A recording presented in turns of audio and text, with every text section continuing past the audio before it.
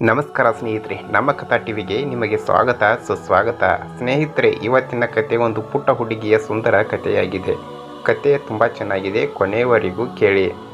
ಕತೆ ಬಂದ್ಬಿಟ್ಟು ಕೆಂಪಂಗಿ ಚಿನ್ನಿ ಅಂತ. ಬ್ರಿಟನ್ ದೇಶದ ಒಂದೂರು. ಆ ಊರಿನ ಅಂಚಿನಲ್ಲಿ ಪುಟ್ಟ ಹುಡುಗಿಯೊಬ್ಬಳು ತನ್ನ ತಂದೆ ತಾಯಿಯೊಂದಿಗೆ ವಾಸ ಮಾಡ್ತಾ ಇದ್ದಳು. ಅದೇ ಊರಿನಲ್ಲಿ ಮತ್ತೊಂದು ತುದಿಯಲ್ಲಿ ಆ ಹುಡುಗಿಯ ಅಜ್ಜಿಯ ಮನೆಯಿತ್ತು. ಊರಿನ ತುದಿಯಲ್ಲಿ ಅಂದರೆ ಊರು ದಾಟಿ ಸ್ವಲ್ಪ ಕಾಡಿನಂಚಿಯಲ್ಲಿತ್ತು.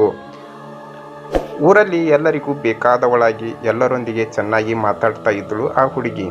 ಅವಳಿಗೊಂದು ಹೆಸರು ಇರಬೇಕಲ್ವಾ. ತನ್ನ ಅಜ್ಜಿ ಹೊಲಿದುಕೊಟ್ಟಿದ್ದ ಕೆಂಪು ಬಣ್ಣದ ಫ್ರಾಕ್ ಧರಿಸುವುದು ಅವಳಿಗೆ ಪ್ರಿಯವಾದುದರಿಂದ ಹೆಚ್ಚಾಗಿ ಕೆಂಪು ಫ್ರಾಕ್ನಲ್ಲಿ ಆಕೆ ಇರುತ್ತಿದ್ದರು. ಹಾಗಾಗಿ ಊರಿನ ಎಲ್ಲರೂ ಆಕೆಯನ್ನು ಕೆಂಪಂಗಿ ಚಿನ್ನಿ ಎಂದು ಕರೀತಿದ್ರು. ಒಂದು ಸಾರಿ ಆಕೆಯ ಅಜ್ಜಿಗೆ ಜ್ವರ, ನೆಗಡಿ, ಕೆಮ್ಮು ಎಲ್ಲ ಆಗೋಯ್ತು. ಪಾಪ ಒಬ್ಬಳೇ ಮನೆಯಲ್ಲಿ ಇರುವುದರಿಂದ ಸ್ವಲ್ಪ ಸಹಾಯ ಆಗಲಿ ಅಂತ ಯೋಚಿಸಿದ ಕೆಂಪಂಗಿ ಚಿನ್ನಿಯ ಅಮ್ಮ ಒಂದಿಷ್ಟು ಕೇಕ್ಗಳನ್ನು ಸಿದ್ಧ ಮಾಡಿ ಒಂದು ಬುಟ್ಟಿಗೆ ತುಂಬಿಸಿದರು. ಜೊತೆಗೆ ಚಕ್ಕೆ, ಶುಂಠಿ ಹಾಕಿ ಮಾಡಿದ ಕಟುವಾದ ಪೇಪರ್ ಮಟ್ಟಿಗಳನ್ನು ಒಂದು ಸಣ್ಣ ಡಬ್ಬಿಗೆ ತುಂಬಿಸಿ ಆ ಬುಟ್ಟಿಯಲ್ಲಿಟ್ಟರು. ನೆಗಡಿ ಮತ್ತು ಕೆಮ್ಮಿನಿಂದ ಬರಳುತ್ತಿದ್ದ ಅಜ್ಜಿಗೆ ಸ್ವಲ್ಪ ಬೇಗ ಗುಣವಾಗಲಿ ಎಂದು ಇದನ್ನೆಲ್ಲ ಅಮ್ಮ ಮಾಡಿದರು.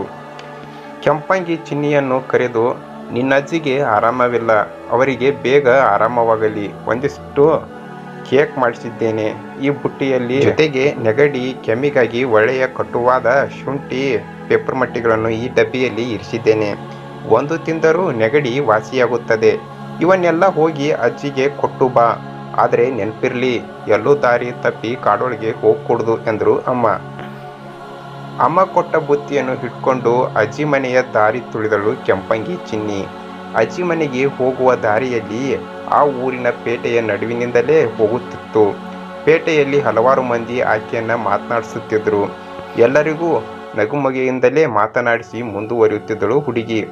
ಅದೇ ಹೊತ್ತಿನಲ್ಲಿ ಪೇಟೆಯ ಬೀದಿಯಲ್ಲಿ ಸುತ್ತಲೇ ಟಳಾಯಿಸುತ್ತಿದ್ದ ಕದಿಮನೊಬ್ಬನಿಗೆ ಈ ಎಳೆ ಹುಡುಗಿ ಕಂಡಳು.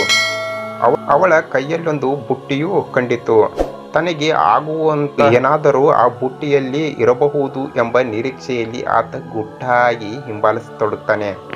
ಪೇಟೆ ಬೀದಿಯಲ್ಲಿದ್ದ ಹಣ್ಣು ಮಾರುವವ, ತರಕಾರಿ ಮಾರುವವರು, ಸೊಪ್ಪು ಮಾರುವ ಅಜ್ಜಿ, ದರ್ಜಿ, ಮಿಠಾಯಿ ಅಂಗಡಿಯಾತ, ಹೀಗೆ ಎಲ್ಲರೊಂದಿಗೆ ಚುಟುಕು ಮಾತಾಡಿ ಆಕೆ ಮುಂದುವರಿಯುತ್ತಿದ್ದಾಗ ಆಕೆಯ ಬುಟ್ಟಿಯಲ್ಲಿ ರುಚಿಕರವಾದ ಕೇಕ್ ಇದೆ ಎಂಬುದು ಕದಿಮನಿಗೆ ತಿಳಿಯಿತು.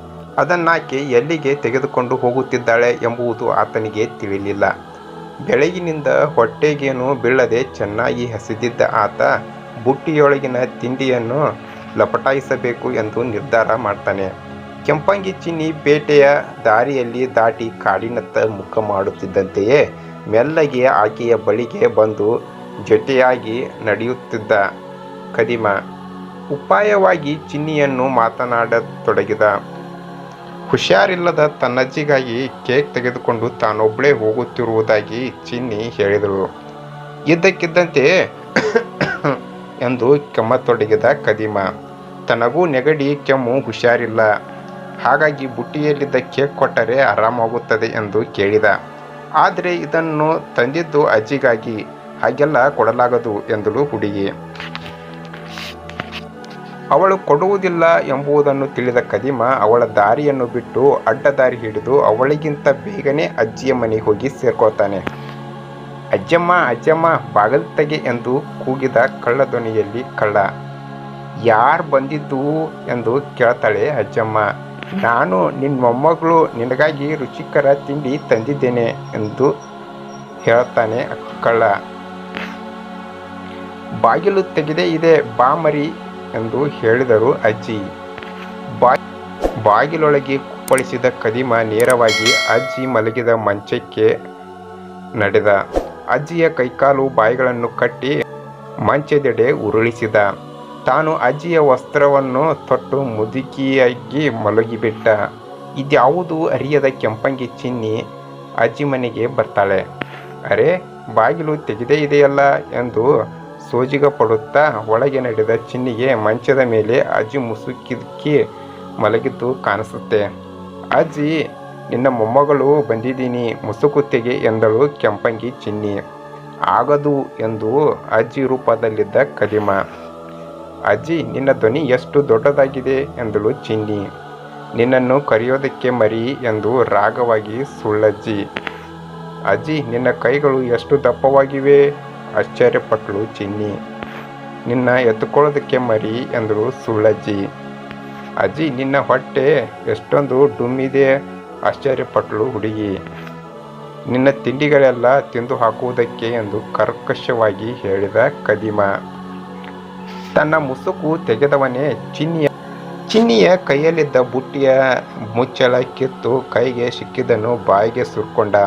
ಎಂಥ ಕೆಲಸ ಆಯಿತು ಅಂತೀರಾ? ಅಜ್ಜಿಯ ನೆಗಡಿ ಕೆಮ್ಮಿಗಾಗಿ ಇರಿಸಿದ್ದ ಶುಂಠಿ ಪೇಪರ್ ಮಟ್ಟಿನ ಇಡೀ ಡಬ್ಬದಲ್ಲಿಯೇ ಆತ ಬಾಯಿಗೆ ಸುರ್ಕೊಂಡಿದ್ದ.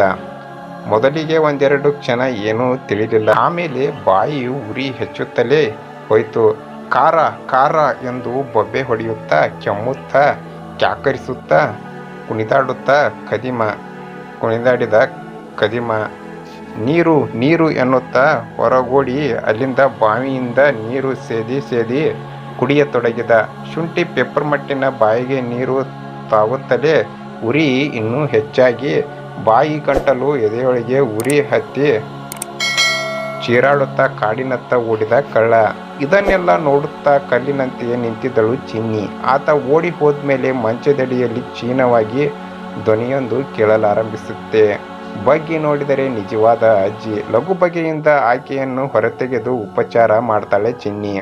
ಸಂಜೆಯವರೆಗೂ ಅಲ್ಲಿಯೇ ಇದ್ದು ಆಕೆಯ ಕೇಕ್ ತಿನ್ನಿಸಿ ಬಿಸಿಯಾದ ಮಸಾಲೆ ಚಹಾ ಮಾಡಿಕೊಟ್ಟು ಹುಡುಗಿಯ ಆರೈಕೆ ಮಾಡ್ತಾಳೆ. ಅಜ್ಜಿಯ ಆರೋಗ್ಯ ಚೇತರಿಸಿಕೊಂಡ ಮೇಲೆ ಕೆಂಪಂಗಿ ಚಿನ್ನಿಯು ಸವಾರಿ ಮನೆಯತ್ತ ಸಾಗುತ್ತೆ. ಸ್ನೇಹಿತರೆ, ಇದಾಗಿತ್ತು ಇವತ್ತಿನ ಕತೆ. ಈ ಕತೆ ಇಷ್ಟ ಆದರೆ ಒಂದು ಲೈಕ್ ಕೊಡಿ. ಈ ಕಥೆಯ ಬಗ್ಗೆ ನಿಮ್ಮ ಅನಿಸಿಕೆಯನ್ನು ಕಮೆಂಟ್ ಮಾಡಿ. ಧನ್ಯವಾದಗಳು.